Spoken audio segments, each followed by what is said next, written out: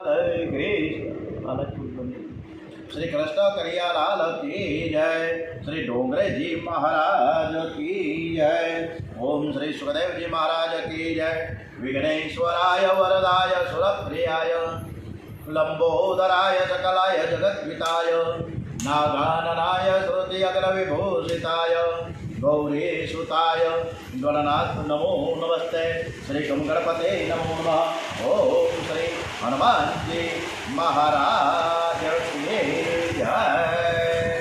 ओम श्री मनोजवं मारुततुल्यवेगं जितेन्द्रियं बुद्धिमतां वरिष्ठं वातात्मजवानरयुद्धमुख्यं श्रीरामदूतं शरणं प्रपद्ये। श्री हनुमान जी महाराज की जय। श्री गायत्री मात की जय। श्री सोमनाथ महादेव की जय। श्री भारत माता की जय। आज वंदे वेद मातरम में आज 29 सप्टेम्बर है सोमवार और आसो सुद सातम है नोरतु आठमू है। आज कथा श्रीमद्भागवत रसामृत 10मा स्कंद उत्तरार्थ अपने सरस मजानी आ कथा श्री कृष्ण कन्हैयाने श्री कृष्ण परमात्मा ने सरस रीते संभळावीए और स्मित हास्य साथ कथा सांभळे छे। भगवान तो स्मित हास्य करे छे कारण के आनंदरूप है। आपणे ज करता रहीए मोढुं ज कंटाळो लईने आटा मेळ्या करे कोप्યું ज मोढुं होय सवारथी लई हाई होय बराबर ने रामभाई। आ बधाने तकलीफ छे। सवारना उठता वेर कोकनो आपणे कोकनुं मोढुं जोयुं ने दी खराब थई गयो तो ओलाए आपणुं मोढुं जोयुं तो एनो दी खराब न थई जाय। तो આપણે પણ સ્મિત હાસ્ય સાથે સરસ મજાની કથા કરીએ અને આપણે આનંદ સાથે આ કથા સાંભળીએ તો करारविन्देन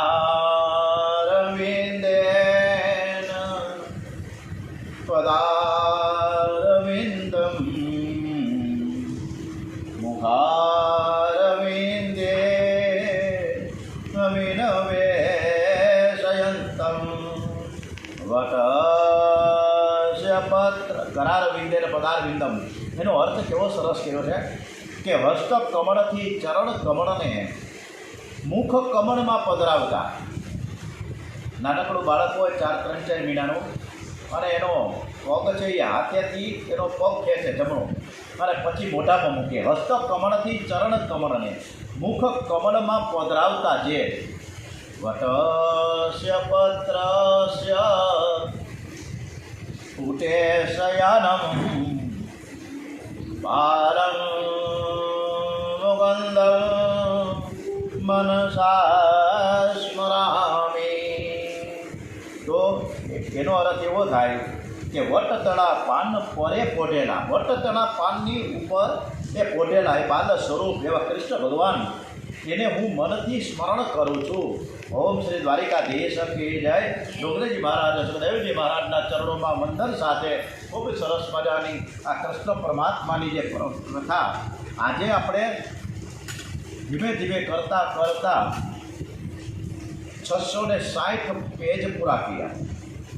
આજે આપણે 10મા સ્કંદ ઉત્તરાર્ધ पूर्ण कर्या। पूर्वार्थ આપણે ગઈકાલે પૂર્વાર્થ પૂરો કર્યા ઉત્તરાર્ધ તરફ આગળ વધીએ છીએ 10મા સ્કંદમાં અને આરંભ થાય છે। કંસ જ્યારે જીવતો હતો ને ત્યારે વ્યાસજીએ ભાગવતમાં એની રાણીઓના નામ નહોતા આપ્યા પણ કંસ મરી ગયો પછી એના નામ આપ્યા છે। ઉત્તરાર્ધના પહેલા શ્લોકમાં બતાવવામાં આવ્યું છે કંસની 2 રાણીઓ एक अस्थि है और एक प्राप्ति है। अस्थि और प्राप्ति पति ते कंस है। अस्थि एटले बैंक में आटला रुपया है 2 लाख 5 लाख रुपया पड़ा और प्राप्ति एटले के हवे हजी बीजा 5 लाख रुपया भेगा थाय के 10 लाख भेगा थाय आटलू है और हजू आटलू आववानुं छे। आटलू सुख है मारी पासे हजू वधारे ने वधारे मने सुख मळे अने हूँ वधुने वधारे सुख भोगवुं एवी भावना साथे आ वस्तु आपणा बधाईनी छे। बधा जाणे छे के आत्मा शरीरथी जुदो छे तो आत्मानो आनंद पण जुदो होवो छे। પણ માણસનું ઘણું ખરું જીવન તો શરીરનું અને ઇન્દ્રિયનું સુખ ભોગવતા ભોગવતા આમ નામ પૂરું થઈ જાય જય ભગવાન. ખબર જ ન પડે કે આયુષ્ય ક્યારે પૂરું થઈ જાય. એક ડોશીમાને યમરાજા એકના દૂતવો લેવા આવ્યા. હે આયકરા છતાં સ્વસ્થ શરીર હતું, કોઈ જાતની તકલીફ નહોતી, ન તો ડાયાબિટીસ, ન તો બીપી, કોઈ પ્રકારની દવા દારૂ કોઈ વસ્તુ નહીં.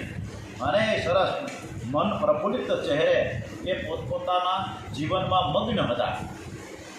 તો બારણા ઉપર પ્રવેશ કર્યો છે યમરાજાના દૂતોએ. અરે ભાઈ તમે કોણ છો?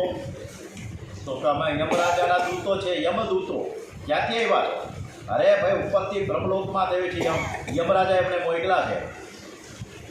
તમે હવે આવ્યા શું કાંઈ? અમે તમને ક્યાં બોલાવ્યો? પોસ્ટમાં લીધું હતું? અમે તમને વોટ્સએપ નથી કર્યા, મોબાઈલ નથી કર્યા, આવી કેમ થયા?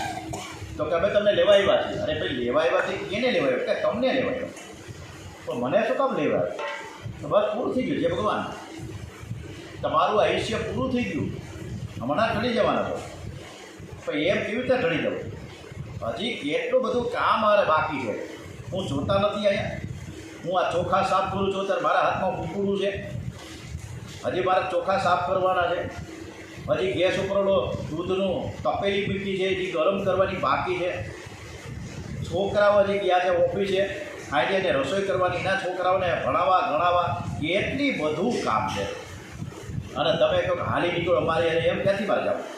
એ હાલે નહીં, તમારે ગમે એટલું કામ હોય તો તમારે પડતું મૂકી દેવું પડે. તો હું ન પડતું મૂકું, ના મૂકી જ દેવું પડે. એક કામ કરો, એ ધનાઢ્ય હતા, કરોડપતિ ડોહીમાં હતા. હે એના નામ તો ધનલક્ષ્મી બેન. ધન અને પાછું લક્ષ્મી. અને એ ધનલક્ષ્મી બેને હાજરી ખાઈ ગયો. એટલે યમદૂતો બેઠા બેઠા જોયા કે આ શું ઊભા થયા. અને કબાટ ખોલ્યો. કબાટમાંથી એની પાસે 10 લાખ કાઢ્યા. તેત્રીમાં એની ગોદરેજના કબાટમાં પીડ્યા હતા. બોલે યમદૂતને કીધું 10 લાખ તમે લઈ જાઓ અને 10 વર્ષ પછી આવજો, અત્યારે તમે રહેવા દો આવ્યું. હવે યમદૂતોને લાંચ આપવા લે. યમદૂતો કે એમ 10 લાખ રૂપિયા તમે 10 કરોડ આપો ને તોય તમને લઈ જવાનું એટલે લઈ જવાનું. અરે ભાઈ આવું થોડું મારે તમને 10 લાખ ઓછા થઈને મારો છોકરો સીધો જ તમને GPay કરી દે. આવો તમારા બેંકના એકાઉન્ટમાં નાખી દે બીજા 50 લાખ. હવે તો કે એ હાલે જ નહીં. એ 50 લાખે આપો કે કરોડ આપો કાંઈ નહીં. એક કામ કરે 5 કરોડ લઈ જાય, પણ મને જાજુ નહીં 5 વર્ષ સુધી જીવન આપી દે અને વાર્તા પૂરી થઈ જાય. બધું કામ થઈ જાય હાઈ ક્લાસ. તો તમારું હાઈ ક્લાસથી થાય કે ન થાય, પણ અમારે હાઈ ક્લાસ કરવાનું હોય ને. તમારા ચિત્રગુપ્તના ચોપડામાં એ 52 નંબરનો ચોપડો, એની અંદર 162 નંબરના ક્રમ, અને એમાં આ રમાબેન તમે અને મારે તમને લેવા આવવાનું છે. એ ફાઇનલ. તમે ગમે એટલી મથામણ કરશો લઈ જ જાઓ. અને આ રીતના ગમે ત્યારે ગમે તે સંજોગોમાં યમદૂતો આપણને પકડવા જ આવે છે. એટલે જે આપણી વર્તમાનની ક્ષણો છે એ ડોંગરેજી મહારાજ કે તમે એને સરસ રીતે માળો.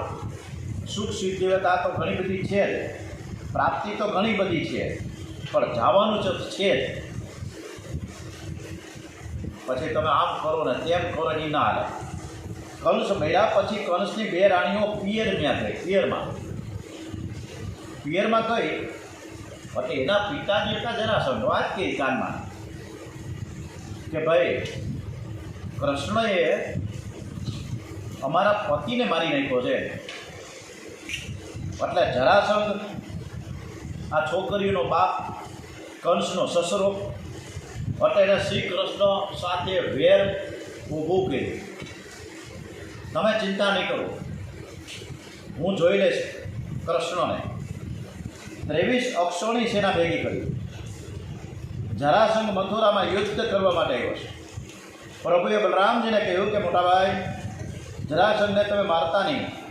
શ્રી કૃષ્ણના કહેવાથી બલરામજીએ જરાસંઘને માર્યો નહીં, પણ એની સેનાનો વિનાશ કર્યો છે. જરાસંઘ ઘેર ગયો અને અક્ષોની સેના લઈને ફરીથી યુદ્ધ કરવાયું. પ્રભુએ તેને હરાવ્યો, એની સેનાનો ફરી વિનાશ કર્યો છે. 17 વખત જરાસંઘને હરાવ્યો છે. આ જરાસંઘ સાથેની યુદ્ધનું ઉત્તરાર્ધમાં બરાબર વર્ણન થયું છે. 49મા અધ્યાયમાં પૂર્વાર્ધ પૂરો થયો છે. તમારા જીવનમાં પણ 49 વર્ષ પૂરા થશે ત્યારે જરાસંઘ લડવા આવશે. ખાધેલું બરાબર પચે નહીં, આંખે ઓછું દેખાય, થાક લાગવા લાગે, પગમાં ગોઈટલા ચડે અને પગના કોઠણમાં દુખાવો હવે શરૂ થઈ ગયા છે. આટલું બધું છે તકલીફો. દાંતે પડવા લાગે, દાંત પડવા લાગે એટલે બોખા થઈ ગયા, અને બોખા થાય એટલે આપણે ડેન્ટિસ્ટ પાસે જાય કે ભાઈ એવું બધું સરસ મજાનું તું ચોખ્ઠું ફિટ કરી દે. કેટલા રૂપિયા થવાના? તો કે 2 લાખ રૂપિયા. તમને ફિક્સ ચોખ્ઠું કરી દઉં, મજા જ કરો ને, પછી તમે તારે ભજીયા કાઢો. એટલે આપણે ચોખ્ઠું ન ખાવીએ, પણ આપણી ઉંમરનું કામ કરતી જ હોય છે. અને આ બધી જરાસંઘની સેનાઓ છે. લોકો 100 વર્ષ સુધી જીવતા હતા, ત્યારે 50 વર્ષ સુધીનું પૂર્વાર્ધ અને પછી ઉત્તરાર્ધ. હવે 100 વર્ષ સુધી જીવનના નથી, 35-40 થાય અને ઉત્તરાર્ધ શરૂ થઈ જાય છે. ઉત્તરાર્ધમાં બહુ સાવધાન રહેવું જોઈએ. 17 વખત જરાસંઘ એટલે કે બીમારી આવે છે અને એમાંથી ઉઠે, પણ 18મી વખત જરાસંઘ કાળ યવનની સાથે મૈત્રી કરીને લડવા આવે છે. ત્યારે શરીર છોડવું જ પડે. ત્યારે શ્રી કૃષ્ણ મથુરા છોડીને બહાર જાય છે. ભાગવતની કથા અનેક રીતે થાય છે. જરાસંઘ કાળ યવનની સાથે મૈત્રી કરે છે અને કહે છે કે તમે મથુરા જાઓ અને પાછળથી હું આવીને મથુરાને લૂંટીશ. કાળ યવન મથુરા પર ચડી ગયો. જરાસંઘ પણ આવવા ન જતો. પ્રભુએ બલરામજીને કહ્યું શું કરીશ હવે? બલરામજીએ કહ્યું કે જરાસંઘને 17 વખત હરાવ્યો છતાં ફરી વખત લડવા આવ્યો છે. આ લોકો શાંતિથી મથુરામાં રહેવા દેતા નથી. મારે તો આનર્ત દેશમાં જઈને રહેવું છે. રૈવતની દીકરી સાથે બલરામજીનું લગ્ન થયું ત્યારે આનર્ત એટલે કે ઓખા મંડળનું રાજ્ય બલરામજીને દાયજામાં મળ્યું છે. બલરામજી કહે હું ત્યાં રહીશ, મારે મથુરામાં રહેવું જ નથી, હું ત્યાં મને શાંતિ તો જોઈ. અને બલરામજી એક જ એવા હતા, તમને કદાચ ખબર હશે કે કુરુક્ષેત્રના મેદાનમાં આટલા બધા યોદ્ધાઓ લડ્યા, કૌરવો અને પાંડવો. શ્રી કૃષ્ણ ભગવાને ગયા હતા અર્જુનના સાક્ષી બનીને, પણ બલરામજી લડાઈ કરવા નહોતા ગયા કુરુક્ષેત્રના મેદાનમાં, કારણ કે એ શાંત હતા. એટલે મારે કે શાંતિ જોઈએ, મારે મથુરામાં રહેવું જ નથી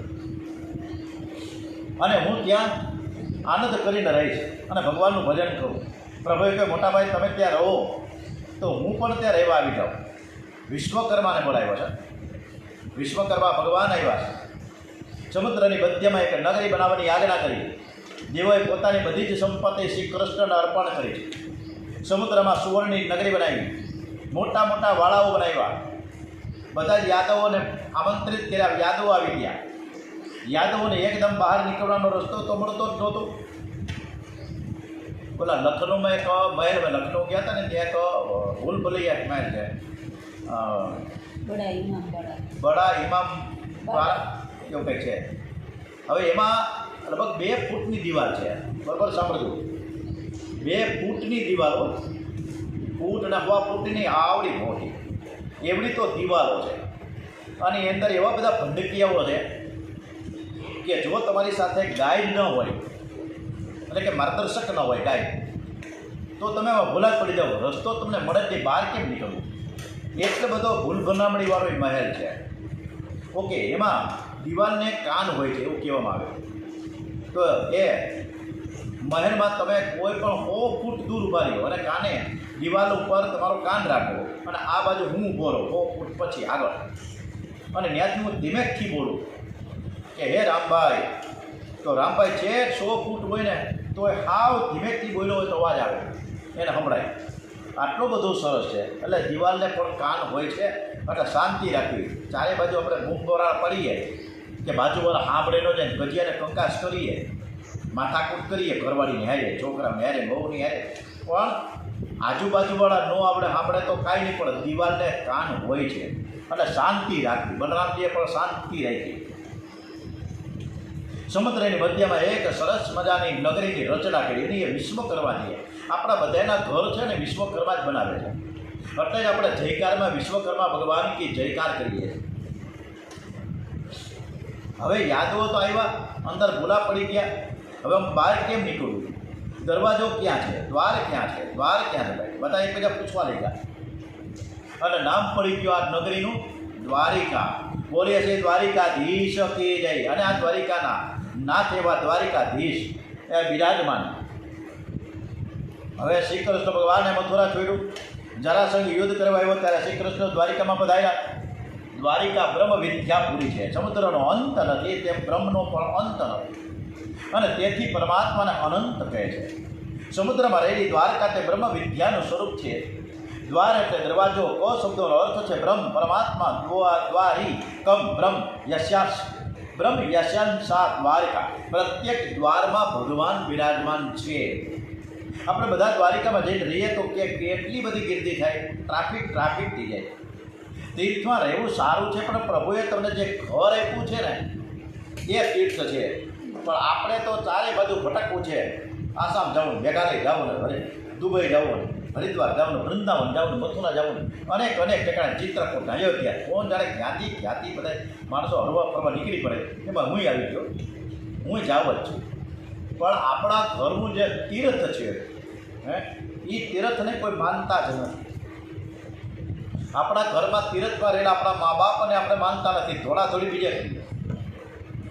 ઓલા ડાયરામાં આપણે જોઈએ છીએ ઘણીવાર વિડીયોમાં, જે લોકો ડાયરામાં કહે છે એની એવી બધી મોજ આવી જાય ને, તો ઓલા કલાકારો ઉપર પૈસાનો વરસાદ, પૈસા તો ન કહેવાય પણ રૂપિયાનો જ વરસાદ. 500 નોટો, 2000 નોટો બંધ થઈ ગઈ, 1000 ને 2000 રૂપિયાની બંધ થઈ ગયા, 2000 રૂપિયા નોટોનો થોકડા ઉલાડે. 50 ને 10ની તો વાત જ નહીં, 500 100 ને 200ના થોકડા ઉડાડે. પણ કોકજી હે આપણા પ્રત્યક્ષ દેવી દેવતા સમાન સરસ મજાના આપણા મા બાપ છે, કોઈ દિવસ એના ઉપર તો પૈસા ઉડાડો, એ કાંઈ કરવું નથી. પ્રયાગરાજમાં સ્નાન કરવા જવું છે, તો એના કરતાં ત્યાંથી પાણી ભરીને હાઈ ક્લાસ કથરોટ લઈ અને આપણા મા બાપના ચરણનો પખાડી શકીએ, એવું ન થઈએ. એવું કંઈ કરવું જ નથી. ચારે બાજુ આપણે આટા મરવા છે, પણ તોય શાંતિ તો છે જ નહીં, અશાંતિ જ ઉદ્ભવે. અને દરેક ઠેકાણે ગીર્દી હોય તો પાછા એમાં કચડાઈને મરી જાય જુદા. તમારું ઘરને પવિત્ર બનાવો, અને એવું પવિત્ર રાખીએ કે આપણા ઘરે કોઈ પણ આવે ને તો એનું મન પણ શુદ્ધ થઈ જાય, અને એને પણ સામેથી ભગવાનની ભક્તિ કરવાની એક ભાવના જાગે કે તમારે ઘેર અમે આવ્યા અને અમને અહીં બહુ મજા આવી છે, અમે પગ મૂક્યો તો શાંતિને લાગ્યું. આ શરીરરૂપી ઘરમાં ઇન્દ્રિયરૂપી દરવાજા છે, શરીરમાં ભગવાનને રાખો, આંખમાં શ્રી કૃષ્ણને રાખો, કાનમાં શ્રી કૃષ્ણને રાખો. જે ઇન્દ્રિયથી ભક્તિ ન થાય તે ઇન્દ્રિયથી જાણતા ને અજાણતા પાપ થાય છે, પણ બધી ઇન્દ્રિયથી જે બરાબર ભક્તિ કરે છે એની બુદ્ધિમાં જ્ઞાન પ્રકાશમાન થાય. પુસ્તકોમાંથી કાંઈ જ્ઞાન છે ને એ સરસ મજાનું મળે છે, ના નથી. પુસ્તકો વાંચવા જ જોઈએ. અને જૂનાગઢમાં વાંચન વરોનું શરૂ થયું છે, લાઇબ્રેરી, હરતી ફરતી લાઇબ્રેરી. એટલે પુસ્તકો વાંચવા બરાબર છે, સારી વાત છે. પણ જે આપણને પુસ્તકમાંથી જ્ઞાન મળે છે એ લાંબો સમય ન ટકે, કારણ કે અમુક સમય ભૂલાઈ જાય છે. પણ અંદરથી આપણે જે મેળવેલું જ્ઞાન છે એ જ્ઞાન કાયમ ટકે છે. એટલે અડાલજમાં દાદા ભગવાન છે ને, અને ત્યાંની જે સંસ્થા છે એમાં દીપકભાઈ દેસાઈ અત્યારે બહુ સરસ મજાનું જ્ઞાન પીરસી રહ્યા છે. એકદમ જ્ઞાન સરસ મજાનું આપે છે, અદ્ભુત, કે જેને લાગી હવે હજારો માણસોથી અડાલજમાંથી અત્યારે. એવી રીતે જૂનાગઢમાં પણ ત્રિમંદિર થયું, બધા ઠેકઠેકાણે ત્રિમંદિર હવે થાય છે. એટલે એક ઇન્દ્રિયથી ભક્તિ કરજો. જે બ્રહ્મરૂપ થાય છે તેને કાળી યવન મારી શકતો નથી. યાદવોને દ્વારિકામાં મૂકી શ્રી કૃષ્ણ કાળી યવનની સાથે યુદ્ધ કરવા ગયા. હવે કાળી યવનને બ્રહ્માજીનું એક વરદાન હતું કે યદુકુળમાં જેનો જન્મ થયો હોય એ કોઈને મારી ન શકે. હવે યદુકુળમાં કૃષ્ણ ભગવાનનો જન્મ થયો તો કૃષ્ણ ભગવાન ક્યાંથી મારી શકે? એટલે પ્રભુએ બ્રહ્માજીનું વરદાન સફળ કરવા માટે એક પ્રયોગ શરૂ કર્યો કે યુદ્ધમાં કાળી યવનની જીત થાય અને શ્રી કૃષ્ણની હાર થાય એવું ખોટે ખોટું નાટક કર્યું. કારણ કે પોતે તો મારી શકવાના નહોતા. પરમાત્માએ લીલા સરસ મજાની કરી હોય અને રણ છોડીને ભાગ્યા ત્યાંથી. એવા ભાગ્યા કે કાળે એવા શ્રી કૃષ્ણની પાછળ પડ્યા અને પ્રભુને કહ્યું લોકો ભલે તમને વીર માને છે, પણ મને હવે ખાતરી થઈ ગઈ કે તમે તો બીકણ છો, મારાથી બીવો છો અને આ રણ છોડીને ભાગો છો. કાળ યવન રણછોડ કરતો કરતો એની પાછળ પડ્યો કૃષ્ણ ભગવાનની, અને નામ પડ્યું છે બોલીએ શ્રી રણછોડ રાયજી મહારાજ કે જય. અને કૃષ્ણ ભગવાન દ્વારિકાથી ભાગતા ભાગતા ક્યાં રસ્તેથી આવ્યા તો કોણ જાણે, પણ આવ્યા જૂનાગઢમાં. અને જૂનાગઢમાં દામોદરને કાંઠે મુચકુંદ ગુફા, દામોદરની બાજુમાં જ એક મુચકુંદ ગુફા, ત્યાં લગભગ 64 નંબરની બેઠકજી પણ છે, લગભગ 64, મને બહુ યાદ નથી હવે એના. તો એની જ બાજુમાં મુચકુંદ ગુફા. હવે મુચકુંદ જે ઋષિ છે એ ગુફામાં બિરાજમાન, અને આ કાળ યવને એની પાછળ પાછળ તો દોડતો તો કૃષ્ણ ભગવાનની. રાજશ્રી મુચકુંદ, એ તો રાજા હતા, મુચકુંદ હતા, સુતેલા હતા. શ્રી કૃષ્ણ એના ઉપર પોતાનું એક પિતાંબર જે ઓઢ્યું હતું ને ઉડાડી દીધું. કાંઈક ઓલો કાળ યવન જોઈ જાય કે આ તો કૃષ્ણ સૂતા છે એમ કરીને લાત મારશે, અને પછી હું થાય તો કોણ જાણે, કૃષ્ણ ભગવાનને ખબર જ હોય. કાળ યવન તરત જ પાછળ પાછળ દોડતો આવ્યો. મુચકુંદ રાજશ્રીને જે માથે પિતાંબર ઓઢાડ્યું હતું કૃષ્ણ ભગવાને, એને એમ થયું કે આ તો દ્વારિકાધીશ જ સૂતા છે, એટલે એને જોરથી લાત મારી. એટલે મુચકુંદ રાજાએ આંખ ઉગાડી, અને મુચકુંદ રાજાએ દેવોનું એને એવું વરદાન હતું શું કે એની નિંદ્રામાં જે કોઈ ભંગ કરે અને એની નજર તરત જ્યાં પડે, જેના ઉપર પડે એ બળીને ભસ્મ થઈ જાય. અને મુચકુંદ ઋષિની નજર પડતા જે કાળ યવન બળીને ભસ્મ થઈ ગયું. પછી તો મુચકુંદ ઋષિને દ્વારિકાનાથના દર્શન થયા. મુચકુંદ મહારાજે પરમાત્માની સરસ મજાની સ્તુતિ કરી છે. સ્તુતિ બધાય ખૂબ સરસ કરે છે, આપણે જ કરી શકતા નથી. મુચકુંદ મહારાજે સ્તુતિમાં બહુ સરસ મજાની કેવી સ્તુતિ કરી અદભુત, કે નાગના મુખમાં સર્પ, નાગના મુખમાં જે દેડકો હોય એ દેડકાની સ્થિતિ કેવી હોય એ સરખામણી કોની એને ખબર છે? માનવની દશા આના જેવી જ છે. ડોંગરેજી મહારાજ કહે કે સર્પના મુખમાં દેડકો, એનું અડધું શરીર સર્પના મુખમાં છે. 1-2 મિનિટમાં એ કાળનું કોળીઓ હડપ કરીને એ અંદર ગરકી જ જવાનો છે દેડકો સાપના મુખમાં. અને એવા જ સમયે જે દેડકાનું મુખ જે બહાર હતું અને એની જીભ જે લપકારા મારતી હતી, એની બાજુમાં એની માખી પસાર થઈ, ઉડતી માખી નીકળી દેડકાની બાજુમાં.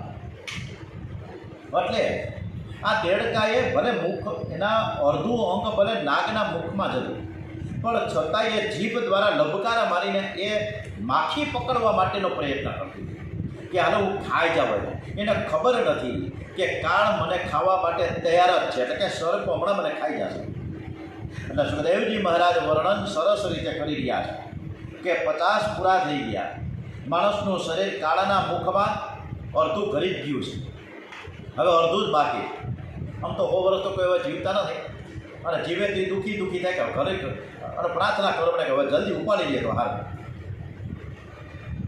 અને અત્યારે 100 વર્ષ જીવા જેવું નથી, અને આપણે ઘરમાં ટકી ન શકીએ. એના કરતાં છોકરાઓને બહુ મજા કરે અને આપણે યથાસ્થાને આપણે જતા રહીએ યથા સમયે, એ જરૂરી છે. શરીર કાળાના મુખમાં હોય છતાં પણ તેને ભક્તિ તરફ 50 પૂરા થઈ ગયા, ધીમે ધીમે 58 વર્ષે નિવૃત્ત થઈ જશું, છતાંય આપણું મન ભક્તિ તરફ વળતું નથી. વિષયોમાં આપણે બધા જ રહેચા પૈચા રહીએ છીએ. આ જીવ છે એ સુખદેવજી મહારાજ એમ કહે છે કે ખૂબ જ ગાફેલ છે, સાવધાન જ નથી રહેતો. એને ખબર છે કે હમણાં હું મરવાનો છું, છતાં પણ બહારગામ જવું હોય ને તો 2-3 દિવસ અગાઉની તૈયારી કરવી પડે, બધી એકદમ લિસ્ટ તૈયાર થઈ જાય, અને બધી જે યાદી તૈયાર થઈ હોય ટીક થતી જાય. આ વસ્તુ મુકાઈ ગઈ બેગમાં, આ વસ્તુ મુકાઈ ગઈ, આ વસ્તુ મુકાઈ ગઈ, બધી વસ્તુ. અરે ભાઈ આધાર કાર્ડ લઈ લીધા, રેલવેની ટિકિટ લેવાઈ ગઈ, બીપીની ગોળી લેવાઈ ગઈ, આમ દરેકે દરેક વસ્તુ આપણે યાદી કરીએ. અને એ પાછું 2 મહિના પહેલાં ધીમે ધીમે આપણે તૈયારી શરૂ કરીએ કે કોઈ વસ્તુ આપણે રહી તો નથી જતી ને. પરંતુ જ્યારે આપણે લાંબે અંતરે જે તૈયારી કરી, જે આપણે જવાનું છે, મરણ, આપણું મૃત્યુ નક્કી જ છે, એની તૈયારી આપણે આ મનુષ્ય કરતા નથી. અનેક વાર આપણને ભગવાન કાંઈક ને કાંઈક એવી પરીક્ષા કરી દે છે, એ પરીક્ષામાં આપણે ખબર છે કે કાંઈક પરીક્ષા કરી રહ્યા છે, આપણે હવે સાવચેત થઈ જવું જોઈએ, પણ છતાંય આપણે સાવચેત થઈ શકતા નથી. રૂકમણી બહુ જ નાના હતા ત્યારથી જ મક્કમ છે, અને તેથી એને પરમાત્માની સાથે પરણવાની બહુ જ ઈચ્છા. જેને પ્રભુની સાથે પરણવું હોય એનું જીવન બહુ સાદું હોવું જોઈએ. રૂકમણીનું જીવન બહુ સાદું હતું. ભાગવતમાં રૂકમણી છે ને એ રાજાની દીકરી હતી, એનો ભાઈ રૂકમણીઓ, પણ છતાંય જીવન સાદું, રાજમહેલમાં રહેતી હોવા છતાં પણ રૂકમણીજી અંબાજીની પૂજા કરવા ગયા, અને ત્યારે એ વાહનમાં બેઠા નથી, હાલતા હાલતા ગયા. રૂકમણી એ મહાલક્ષ્મી છે, રાજકન્યા હોવા છતાં પણ એણે રાજવૈભવ ભોગવો નહીં, વિલાસી જીવન એને જરાય ગમે નહીં. એ નાના હતા ત્યારથી એને સંતોનો સત્સંગ થયેલો. પરમાત્માની સાથે જ હવે મારે પરણવું છે, મારે કોઈ એવા સદગુરુની જરૂર છે. રૂકમણીજીને પણ એક સુદેવ બ્રાહ્મણની એટલે જરૂર પડી છે. રૂકમણીના પિતાજીને ભીષ્મક જે રાજા, એની ઈચ્છા હતી, પણ દરેક ઈચ્છા અત્યારે વડીલોની હાલતી નથી. સંતાનોની જ્યારે ધૃતરાષ્ટ્રનું કંઈ પૈચ્યું ન આવે, કારણ કે ઓલો દુર્યોધન જ એને કીધા કરે. એમ આપણે પણ ધીમે ધીમે મોટા થતા જઈને 60 વર્ષ 65 વર્ષ 70 વર્ષ પછી આપણે છોકરાઓના કૈયામાં થાય જાય. છોકરાઓ કે એમ કરવાનું થાય. પહેલાંના સંતાનો વડીલોને આધીન હતા, અને અત્યારે વડીલોથી બધા સંતાનોને આધીન છે. એટલે ભીષ્મકને એવી ઈચ્છા કે મારે છે ને આ કન્યા કૃષ્ણ દ્વારકાધીશને અર્પણ કરવી છે. પણ એનો જે મોટો દીકરો રૂકમણી છે ને, એનો હઠાગ્રહ એવો હતો કે મારે કૃષ્ણ એ ગોવાળિયાની સાથે તો મારી બેનના લગ્ન કરવા જ નથી, મારે એને શિશુપાલની સાથે જ પરણાવી છે. હવે આમ બે વચ્ચે એક યુદ્ધ હતું, બાપ દીકરા વચ્ચે, પણ છતાંય દીકરાની જીત થાય. ભીષ્મક રાજા તો બિચારા નિરાશ થઈ જાય કે શું કરવું, વિચાર કરે, અને શિશુપાલની સાથે લગ્ન કરવાનું રૂકમણીને પણ ગમતું નહોતું. એમને તો પરમાત્માની સાથે જ પરણવું. રૂકમણી જે 7 શ્લોકમાં એક પત્ર લખ્યો છે, એ શ્લોકોનો પત્ર એ તમને આવતીકાલે બતાવીશ. 7 શ્લોકોનો પત્ર. હું માધવપુર ગયો હતો ને, ત્યાં માધવપુરમાં માધવરાયજીના દર્શન થયા પછી આગળ રૂકમણીજીનું એક મંદિર છે બીજું, અને ત્યાંથી અમને આ પત્ર મળ્યો. 7 શ્લોક છે એમાં, અને સુદેવ બ્રાહ્મણને સરસ મજાનો પત્ર આપ્યો લખીને. આપણે એ વખત પછી એ પત્ર શરૂ થયો. વહેલો સરસ મજાનો લેટર લખાણો હોય ને, તો રૂકમણીએ કૃષ્ણ ભગવાને લખ્યો અને કહ્યું કે સુદેવ બ્રાહ્મણને, જે ટપાલી, આ ટપાલીના સ્વરૂપ જ કહેવાય ને, સુદેવ મારતે ઘોડે તમે જાઓ અને દ્વારિકામાં દ્વારકાધીશને આપો. આ મારે દ્વારિકાનાથને જ પરણવું છે, અને મેં આ સરસ મજાનો એક લેટર લખ્યો છે, એટલે સાથે સાથે પાછી થોડી ભલામણ કરજો. તમે તમારા વર્ષોથી ઓળખો છો, નાનેથી મોટી થઈ, ત્યાં સુદાવ તો ભેગા જ હતા, ભીષ્મકના મહેલમાં જ રહેતા હતા, અને આજુબાજુ બધું નાનું મોટું કામ કરતા હતા, કર્મકાંડ. પણ રૂકમણીને નાનેથી ઓળખતા હોય એટલે રૂકમણી કેવી છે, એના સંસ્કારો કેવા છે, એ સુદેવને બધી ખબર હતી. એટલે કે તમે જઈને મારા વતી આ પત્ર આપજો અને મારી ભલામણે કરજો. સુદેવજી તો બધા દ્વારિકા ગયા. શ્રી કૃષ્ણ ભગવાનને પત્ર આપ્યો કે રૂકમણી તો બહુ જ અતિ સુંદર, અતિ લાયક છે તમારા માટે તો, અને નાની હતી ત્યારથી જ હું એને ઓળખું છું, સરસ રીતે, ખૂબ સંસ્કારવાન ખાનદાન, અને આપ એનો સ્વીકાર કરો, તમારા ઘરમાં શોભાયમાન થશે. શ્રી કૃષ્ણ ભગવાન પત્ર વાંચે છે. અક્ષર ઉપરથી બુદ્ધિની પરીક્ષા થાય. જેના અક્ષર અતિ સુંદર છે, બહુ બુદ્ધિમાન. ઘણાના અક્ષર એવા હોય છે કે એમના અક્ષર એના હાથમાં આપીએ ને તો વાંચી પણ ન શકીએ. અમારે એક કર્મચારી હતા મારી સાથે, એ પોતાના અક્ષરે પોતે ન ઉકેલી શકે. એટલે કલેક્ટર પાસેનો એક લેટર જાય ને સહી કરવા માટે, હવે કલેક્ટર સાહેબને બોલાવે કે ભાઈ એમાં લખ્યું છે હું. હવે કલેક્ટર સાહેબની પાસે એ ભાઈ ઊભો હોય એ કર્મચારી, તો પોતાના અક્ષરે વાંચી ન કે, આવી તકલીફો છે. રૂકમણીજીના અક્ષર મોતીના તાળા જેવા, થોડા શબ્દોમાં ઘણો ભાવાર્થ. પત્રમાં અતિ વિસ્તાર બહુ કામનો નહીં, શોર્ટ એન્ડ સ્વીટ, ટૂંકું ટૂંકું લખો પણ મસ્ત મસ્ત લખો. પત્રમાં થોડું જો લખવામાં આવી જાય ને તો એનો અર્થ જે સમજવાવાળો છે એ બધું જ સમજી જાય. ટૂંકમાં પત્ર વિવેકથી લખાવો જોઈએ. પત્રમાં શ્રી કૃષ્ણ ભગવાનને 2 સંબોધન, અને આ છે એ વિષ્ણુ સહસ્ત્ર નામમાં 1008 નામ આવે ને એમાં ભુવન સુંદર અને અચ્યુત એવા 2 નામ છે. એવા 2 સંબોધન થયા છે આ પત્રમાં. ભુવન સુંદર અને અચ્યુત.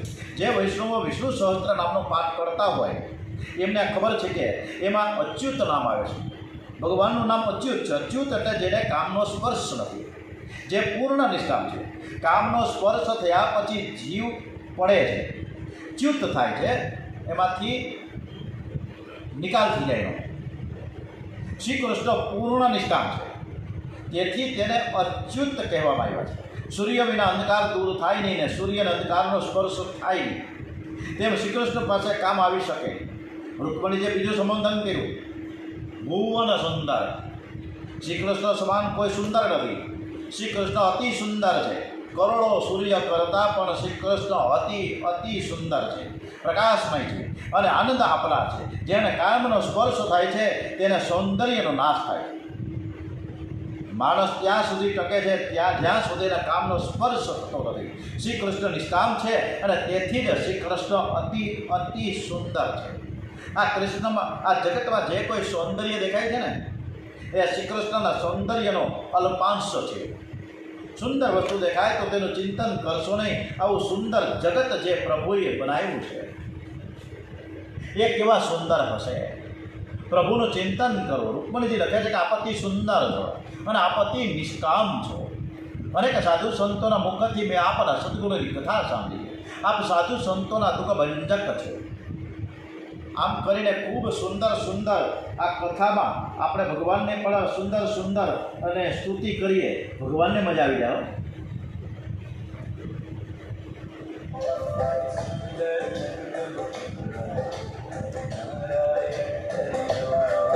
હરિ નંદન નંદ મુકુંદા હરિ નારાયણ હરિ કેશવ હરિ ગોવિંદા હરિ નારાયણ હરિ ગોવિંદા હરિ નારાયણ હરિ. ગોકુલ કે ઘરે आओ रे गाओ रे गोकुल के प्यारे. आओ रे गाना रे गोकुल के घरे. आओ रे गाना रे गोकुल के प्यारे. आओ रे नाचो रे रास रचाओ रे. आओ रे રાસ રચાવો રે. આવા સુંદર સુંદર કૃષ્ણ પરમાત્માની સરસ મજાની કથા હોય ત્યારે ભગવાન સ્મિત હાસ્ય સાથે આપણી કથા સાંભળે, એમાં નિશંક કોઈ વાત જ નથી. એટલે આપણે એમાં દ્રઢ વિશ્વાસ હોવો જરૂરી છે કે આપણી ભગવાન કથા સાંભળે છે. અને હવે રૂકમણીજીના લગ્નની તૈયારી શરૂ થઈ જશે. કેવી રીતે, કેમ, આ કથા આપણે આવતીકાલે કરીશું. ઓમ શ્રી કૃષ્ણ કનૈયાલાલ કી જય. શ્રી દ્વારિકાધીશ કી જય. શ્રી બાલકૃષ્ણલાલ કી જય. શ્રી ડોંગરેજી મહારાજ કી જય. શ્રી સુખદેવજી મહારાજ કી જય. ઓમ શ્રી ગજાનન મહારાજ કી જય. ભાગવત ભગવાનજી મહારાજ કી જય. ઓમ નમો ભગવતી વાસુદેવાય. ઓમ નમઃ પાર્વતી પતય. હર હર હર હર હર મહાદેવ હર. વંદે વેદ માતરમ. ભારત માતા કી જય. ભારત માતા કી જય. ઓમ નમઃ પાર્વતી પતય. હર હર મહાદેવ હર.